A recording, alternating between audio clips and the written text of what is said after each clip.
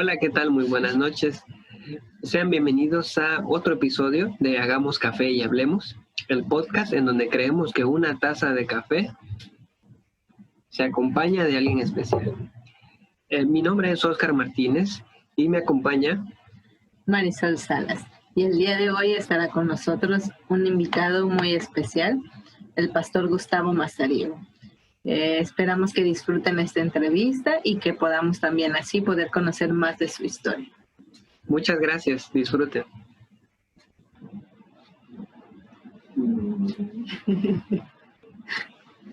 Hola, pastor. Lo vemos al revés. Tengo un problema con la cámara frontal. Si ustedes se dan cuenta, la tengo volteada, así es que puedo verme. Pero ¿me escuchan? Sí, pastor, sí le escuchamos. ¿Y así me ven? Sí, de hecho, es que su video está mal configurado. Es que la cámara, digamos, la selfie, por así decirlo, no me está funcionando. Se cayó y se dañó esa parte. Pero bueno, son preguntas, así que venga, empezamos. Bueno, pues más que preguntas es más, pues quisiéramos saber cómo le va, cómo está usted y... ¿La hago así, transversal mejor? Perfecto, así, perfecto, mejor, mucho mejor. Así, se ve mucho mejor. Ok. Viene, platiquemos. Bueno, antes que nada, muchas gracias por haber tomado nuestra llamada, pastor. Pues es para nosotros un honor pues tenerlo aquí de visitante y de participante en nuestro podcast. Fíjese que pues para empezar quisiéramos empezar pues básicamente cómo está usted el día de hoy, cómo le fue en la semana o cómo le va en la semana de gratitud. Bien, gracias a Dios, nosotros aquí tuvimos la oportunidad de que la iglesia está cerrada realmente para la entrada de los hermanos, pero hay un equipo de hermanos que se propusieron hacer la transmisión y a través de Zoom, Facebook, YouTube y también OBS es el programa que hacemos y se compró computadoras de buena calidad y con esos técnicos de nuestra iglesia que prácticamente fueron descubiertos en el andar, ¿no? Y se han dispuesto a apoyarnos. Todas las transmisiones, todos los programas han estado fluyendo para honra y gloria de Dios muy bien. Y ahorita en la semana de gratitud, realmente nos ha estado yendo muy bien. Se conectan aproximadamente entre 40 y 50 familias que pues no llegarían al templo, digamos, pero desde donde están son 40 dispositivos que esperamos que si son esa cantidad de 2 o 3 personas por dispositivo, estamos hablando de unas 100 personas están en la transmisión. Ay, pastor, pues qué gusto, la verdad nos da pues mucha alegría que todo esté fluyendo ahorita, después de que pasó todo esto de la inundación. También. Que le tocó inundarse, ¿no? Sí, pastor, quisiéramos que nos contara acerca de precisamente, estuvimos ahora sí que informados y veía sus historias, sobre todo la de su esposa, la hermana Nelly, y pues quisiera que nos contara, o sea, cómo fue ese proceso de su casa estuvo inundada, cómo están ahora, cuéntenos. Bueno, miren, realmente fueron 3 momentos de entrar del agua a la casa. Una vez nos llegó un poquito arribita de los tobillos, después nos llegó arribita de la rodilla y la última nos llegó un tantito arriba de la cintura, casi al pecho. El agua, esa fue la peor, pero así fue que pasaba lo siguiente: entraba el agua y entonces subía uno todo y pasaban 2 semanas y ya dejó de llover, pues empezaban a bajar las cosas. Ya cuando bajas las cosas viene otra lluvia. Era un y finalmente en la tercera, que se abre un socavón, le llaman, debajo de la tierra empieza a salir el agua porque había una corriente de un río y por debajo corren aguas, ¿no? Y entonces el río ese prácticamente se empezó a filtrar y en 2 horas llegó el agua prácticamente hasta allí donde le digo, pasadito de la cintura, un poquito ya llegándole al pecho. Y ahí se ven las figuras, las imágenes, e inclusive los videos que grabamos, ¿no? Pero gracias a Dios, aquí estamos, vida y salud. Ay, pastor, pues qué bueno, la verdad que vimos lo que estaba pasando en Tabasco y pues todos nos solidarizamos con nuestros paisanos porque pues sí lo sentimos, ¿no? Pues vemos que todo, o sea, está peor que hace varios años que nos inundamos y pues estamos como ustedes, y me da gusto que usted y su familia ya estén bien y que pues... Sí, pues, la estuvimos parte buena prácticamente como mes y medio fuera de casa. ¿Y dónde estuvieron viviendo? Con hospedajes de los hermanos en 2 diferentes casas para poder entonces estar ahí. Ay, pastor, pues como dice Oscar, nos da de verdad muchísimo gusto saber que están bien. Gracias por haber aceptado esta invitación porque pues hay historia. Realmente los apreciamos muchísimo. El hecho de que haya sido el pastor que nos casó, quien me bautizó, el pastor que ahora sí que presentó a Renatita, ahora sí que ante la iglesia, ante Dios. Y pues Falta realmente bautizar a pues Oscar. sí, en eso estamos. Híjole. Bueno, sí, nos da Dios, muchísimo ¿verdad? gusto, pastor. Y pues también el motivo pues de esta plática es que quisiéramos, precisamente porque lo admiramos y lo conocemos, quisiéramos hacerle unas preguntas acerca de su infancia. Quisiera que nos describa cómo usted recuerda su infancia. Bueno, miren, le doy gracias a Dios que nacimos en un lugar, no era adventista, pero mi papá conocía la iglesia adventista. Él es originario más bien era originario, porque estando allá, ustedes saben que estando de pastor allí, tuvimos la pérdida de mi papá, ¿verdad? Hace aproximadamente 1 año, en septiembre 2, él descansa y pues descansa en el Señor gracias a que aceptó la fe adventista. Él de ahí de Iztapangajoya, Chiapas, que es de Tiapo un poquito más arribita, hacia la sierra, allí de ahí es originario mi papá, se fue a Solosuciapa y conoce de la iglesia adventista, conoce de los principios. Y aunque no se bautizó, se fue a Villahermosa después, o vino para Villahermosa, y entonces inculcó los principios de la iglesia adventista en la casa. No se comía puerco, no se comía tortuga, no se comía el peje lagarto. Y entonces, principios como eso, ¿no? En vez en cuando tomaba, pero no frecuentemente como aquellos que cada fin de semana hacen sus fiestas, ¿no? Pero con esos principios, él siempre mantenía la casa. Y cuando yo tenía aproximadamente 13 años, entonces entramos los 3 a la iglesia adventista, mi hermano Lázaro, mi papá y yo nos bautizamos. Pero ya mi mamá y mi hermana Elizabeth ya se habían bautizado. Gracias a Dios, por eso esa es mi infancia. Pero que yo me acuerde, muy recto, con principios y valores en casa. Pues yo soy el más chico de todos los hermanos y tuvimos la oportunidad de disfrutar que pues nos protegieran, nos cuidaran y nos guiaran los que van adelante, ¿no? Los mayores. Y de esa manera comprendimos que mejor la iglesia estar dentro que fuera de ella. Y mi papá entonces se convirtió en un misionero 100%, trabajaba así, su trabajo normal, pero a la vez dedicaba mucho tiempo a la obra misionera y muy fiel, dando diezmo y ofrenda, 10% de cada una de ellas, de sus entradas, pues le quedaba un 80 y daba 20 a la iglesia. Y eso fue quedando en nuestras vidas y por eso fuimos creciendo con el deseo de, después, ya de 15, 16 años, decidir ser pastor. Así fue. Realmente, por ese principio de que desde la niñez mi papá conoció y ya cuando yo tenía 13 años, entonces ya él se bautizó, tenía como 40 años, 45 años él, y entonces ya entramos a la iglesia. y toda la familia siendo cristiana.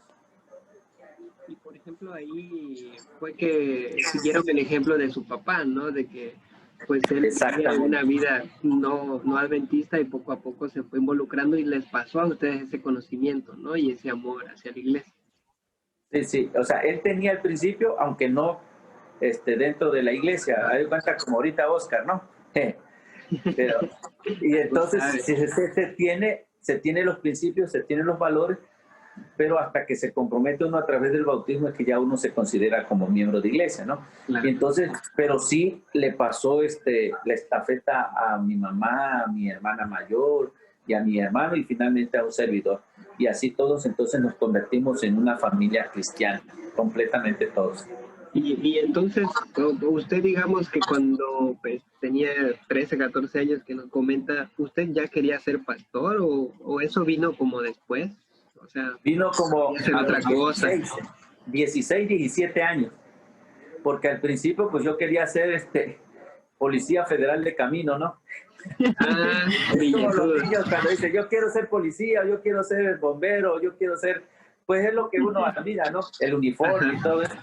Y de antemano, cuando ya me bauticé, yo me metí de lleno a los clubes por el uniforme de guía mayor, de conquistadores, y pues aunque yo no tenía la edad de 10 años para sacar amigos, yo fui sacando clases de 2 en 2, por ejemplo, amigo y compañero, explorador y orientador, y viajero y guía. Y cuando ya tuve los 16 años, guía mayor. Así fue. Y entonces ya a los 16, el llamado que Dios me hizo para ser pastor fue algo curioso, porque vino un pastor, bueno, un estudiante de teología de Montemorelos, el cual hizo un sermonazo que realmente me impactó. Y dice, no hay otra cosa que servir a Dios. Y entonces a los 16, 17 años vi lo importante de entregarse a Jesús. Y entonces allí sentí el llamado para ser pastor y se me metió la idea, cuando termine yo mi prepa, seré pastor. Yo estaba en segundo de prepa, 17 años. En segundo de prepa cuando decidí ser pastor, porque siento que ese sermón hizo la pauta para decidir estudiar teología. ¿Pero estaban viviendo en Villahermosa? Sí, realmente yo vivía en Villahermosa hasta los 18 años. Y bueno, ¿en qué universidad entonces decidió al final irse a estudiar como pastor? Bueno, me fui a Montemorelos. Para ir a Montemorelos en ese tiempo se usaba el ADO, que solo llegaba hasta Tampico. Y de Tampico tenía uno que agarrar otras rutas del norte. Y prácticamente en autobús se hacía uno 24 horas para llegar a Montemorelos. ¿De Tampico hacia Montemorelos o de Villahermosa hasta Montemorelos? Desde Villahermosa hasta Montemorelos son 24 horas en autobús. Ahora es más fácil, en 2 horas en avión, Viva Aerobús, llega rapidito. Pero en aquel tiempo no se veía, viajar en avión era un tremendo lujo, ¿no? Sí, claro. Sí, claro. Y pastor, y digamos, ¿qué costaba la escuela en ese entonces? O sea, ¿es caro o es barato? Bueno, siempre he dicho que Montemorelos es cara. Una universidad muy cara. Pero gracias a Dios el colportaje nos ayudó a nosotros y pudimos entonces conseguir la beca y la rebeca. Para entonces conseguir el recurso para estudiar a través del colportaje. Y los 4 años pudimos conseguir el financiamiento de nuestros estudios. Sí, y pues sí, pues podemos decir, es un lujo que podemos decir, aunque yo fui pobre y sigo siendo pobre, ¿no? No soy millonario, pero pude estudiar en la Universidad de Montemorelos y gracias a Dios después una maestría y como ustedes saben, un doctorado en ministerio también. Por ahí fíjate que en internet encontramos su tesis doctoral. No le escucho mucho. En internet encontramos su tesis doctoral. ¿Y en inglés? ¿Usted la subió? Sí. Está en inglés la introducción, ¿no? El extracto. El extracto. Okay. Sí. Y pastor, Bueno. y digamos que estando dentro de la carrera, ¿usted sí sentía que tenía la vocación? O sea, ¿no encontró usted, Bueno, digamos, algún problema o digamos, Duda, por decirlo así. dudas sobre seguir en la carrera o digamos que salirse? no, quiero decirles que cuando yo decidí ser pastor es que quería ser pastor. Hay algunos compañeros que los escucho cuando dicen, pues yo no quería estudiar teología, pero las circunstancias me llevaron allá. Puede ser, ¿no? Puede ser como un Jonás que pues Dios lo trajo atrás, consiguió hasta un pez grandote para llevarlo a predicar. Pero en mis circunstancias realmente fue que yo sentí ese llamado, como les digo, y estudiando. Lo que sí se me hizo un poco difícil estudiar el griego koiné, que es con que se escribió el idioma, todo el Nuevo Testamento. Y sí se me hizo un poquito pesado, pero gracias a Dios lo pasamos. Eso fue lo que me titubeó un poquito, porque si no, en vez de estudiar la licenciatura en teología, por no tener lenguas bíblicas, entonces se le quita un grado a uno y le dicen que uno es licenciado en religión nada más y no puedes estudiar un posgrado si no has estudiado por lo menos una lengua bíblica. Pero gracias a Dios esos 6 semestres los logré pasar porque allí es donde conocí a mi esposa y ella le iba muy bien, puro 90, 95, 98 en griego. Y entonces en estudiar con ella y relacionándonos me fue ayudando porque yo tenía un promedio de 70, 71 en griego. Y ya después subimos un poquito más y ya pasamos esos 3 semestres y gracias a Dios se confirmó mi llamado, es lo que puedo decir. Qué gusto, pastor. Pues entonces, básicamente usted sí tenía al 100% la vocación, ¿no? Y Pues, el llamado. Dios ya después confirma el llamado y te capacita con su Santo Espíritu para hacer ese trabajo. Eso es lo que uno cree, pues es la creencia de uno. la maestría que dice que realizó, ¿la hizo saliendo de la escuela o sí se esperó un buen rato o ya la hizo siendo más grande? Bueno, la maestría que sacamos fue después de 7 años en el ministerio, porque mire, lo que pasa es que cuando sales de la licenciatura te dan 2 años de aspirante, se llama. Si tú pasas esos 2 años, entonces confirman que te puedes titular.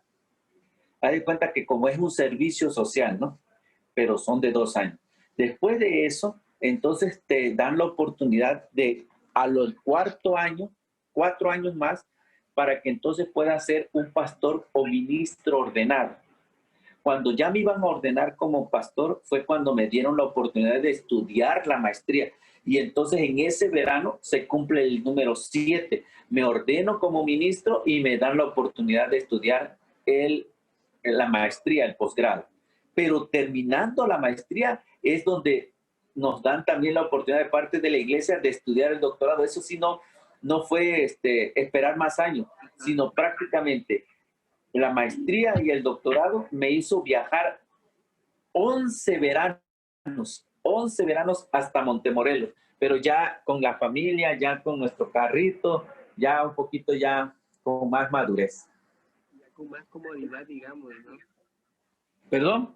Con más comodidad. Ah, sí, exacto, ya. Ahí es donde uno dice que ya el estudio ya no solamente es uno, sino también toda la familia. Sí, Y por ejemplo, pastor, en su familia hay más personas que se dedican, o digamos que encontraron su vocación también en alguna actividad dentro de la iglesia. Bueno, mi hermano también estudió teología, por eso somos 2 pastores en la familia. Mi hermano Lázaro Mazariego, él es pastor allá en Cárdenas, Tabasco. Y mi esposa estudió teología, pues es que te digo que nos la encontramos allí en el aula.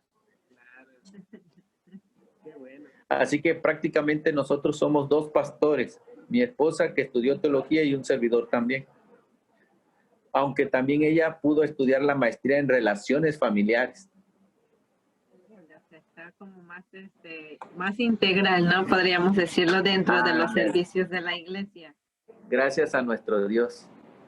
Claro, claro. Y sabe, pastor, bueno, yo como miembro de la iglesia conozco más o menos, ¿no? De las actividades que usted como pastor realiza. Pero si alguien nos está escuchando que no es dentro de, que no está, ahora sí que o no pertenece a la Iglesia Adventista del Séptimo Día, quisiéramos saber, ¿qué actividades, son las que usted realiza? Bueno, la actividad del pastor son diversas. Primero, él tiene que ser un guía espiritual. Tiene que enseñar la palabra. El mismo Pablo dice que seas, ¿verdad?, un ministro que trace bien la palabra del Señor. ¿Se acuerdan de ese cantito? No. Procura con diligencia presentarte a Dios como aprobado, como obrero, que no tiene de qué avergonzarse y que traza bien la palabra de verdad. Ese es un versículo que se aplica exactamente al pastor.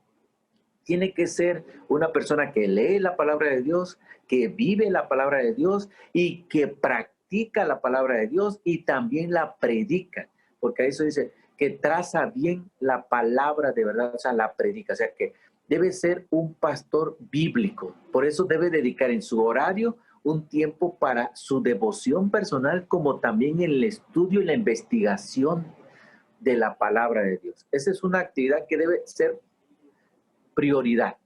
Después tiene que él estar pensando en asistir en programas adecuados y también bien creativos para la iglesia. Tienes que elaborar el sermón, tienes que visitar a los hermanos, tienes que animarlos a los hermanos, tienes que conducir juntas directivas, trazar planes, implementar los planes, ir a juntas de pastores para ver los planes que vienen de las instituciones de arriba, de las instituciones superiores, la aplicación de nuestra fidelidad, ser ejemplo de la Grey, ser ejemplo para la familia. El ser pastor es integral, no se puede dejar de ser pastor siempre. En la escuela de Cristo no hay vacaciones, tiene uno que ser siempre. Y entonces animar a los hermanos, gozarse con los hermanos, donde hay alegría y también tristeza, porque uno en un momento, por ejemplo, está haciendo una boda, unos 15 años, un bautismo, pero también tienes que ir a consolar al enfermo, ir a ungirlo, también tienes que hacer un servicio fúnebre o mensaje de consolación. Es diferente y hay veces así sucede. Hoy estás alegre con una fiesta de boda y mañana se te muere un hermano y tienes que ir entonces a ser la persona que traiga la consolación en ese momento de tristeza.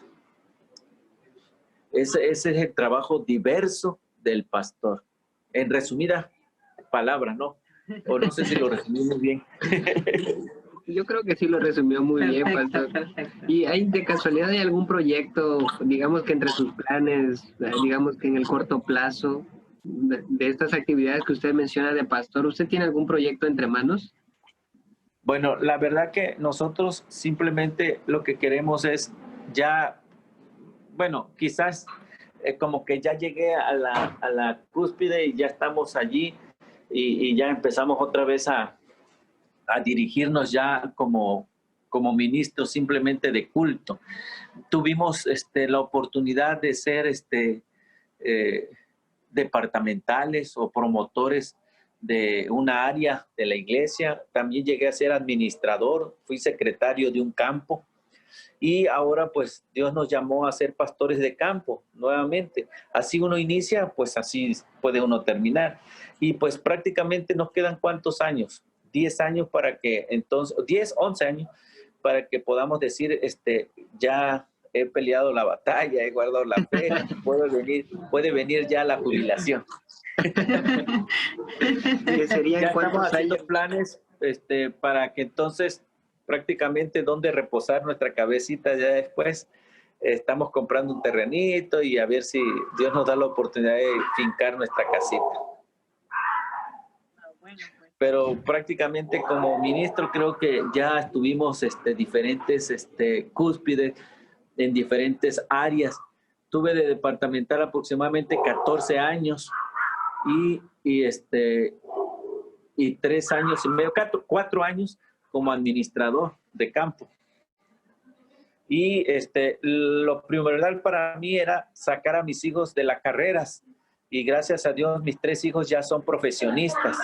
Ahora ya que invertí y todos mis ahorros andaban caminando en la universidad, ahora ya me toca entonces para invertir para mi retiro, dijeron. Pero yo siento que como pastor de distrito lo disfruto muy bien, me gozo con los hermanos y lo hacemos de todo corazón para servir al Señor, pues ustedes nos vieron cómo trabajamos. Pues yo era pastor departamental y después me tocó ser pastor de distrito allí en ese distrito 3, ¿no? Distrito 3, Iglesia Supermanzana 60. No le escucho, perdón. Sí, es en el distrito 3, era en el distrito 3. Ándale. Pues bueno, pastor, yo creo que ya prácticamente hemos agotado todas las preguntas que teníamos. No sé si usted quiera compartirnos en dónde, digamos, en dónde está transmitiendo ahorita lo de la Semana de Gratitud o dónde lo puede ver la gente que nos escucha desde acá. Y también nos gustaría, porque pues como dice usted, es un ministro y nos gustaría que pudiera darnos un mensaje, porque estamos viviendo en una situación muy difícil en todo el mundo, con esta pandemia. Ahora sí que pues la vida y los momentos, los planes que habíamos planeado, pues no son tal como los habíamos pensado antes. Entonces, estaría bien un mensaje como de ánimo o una pequeña, así mínima reflexión. Bueno, miren, primeramente, como uno es llamado a ser pastor, inclusive cuando uno estudia teología, está pensando en solamente visitar y hacer el trabajo de pastor y ministro de culto en un distrito. Y pues qué bueno que Dios nos da la oportunidad. Cuando me tocó estar como departamental, puedo decirles que gracias a Dios conocí la Iglesia Mundial.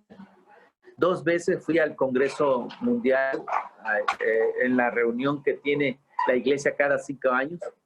También me dio la oportunidad el Señor de conocer 17 países.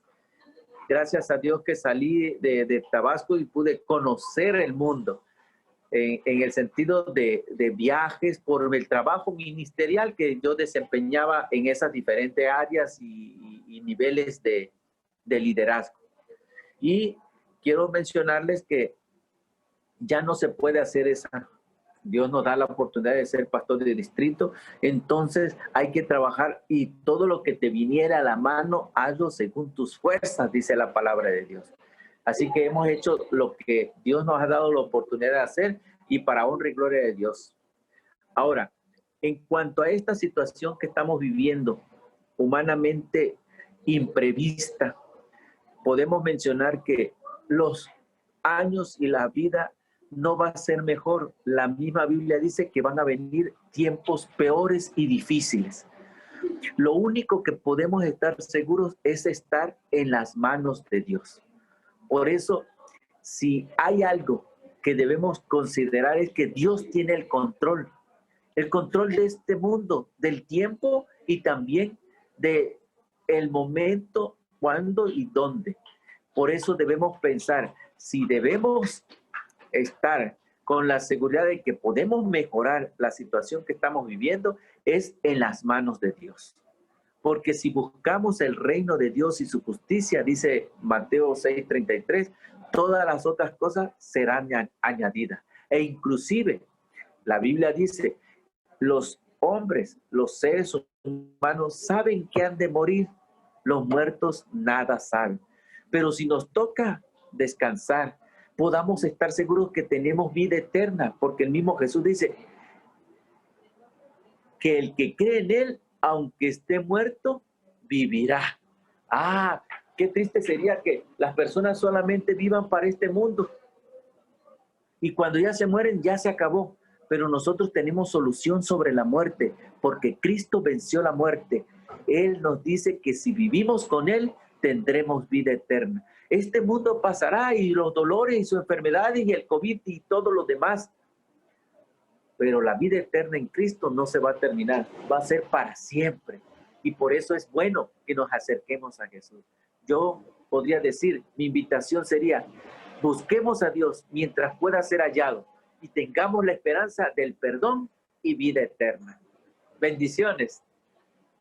Bueno, pastor, muchísimas gracias entonces por habernos dado la oportunidad de entrevistarlo. Le agradecemos pues su tiempo y su espacio y sabemos que estaba pues ocupado,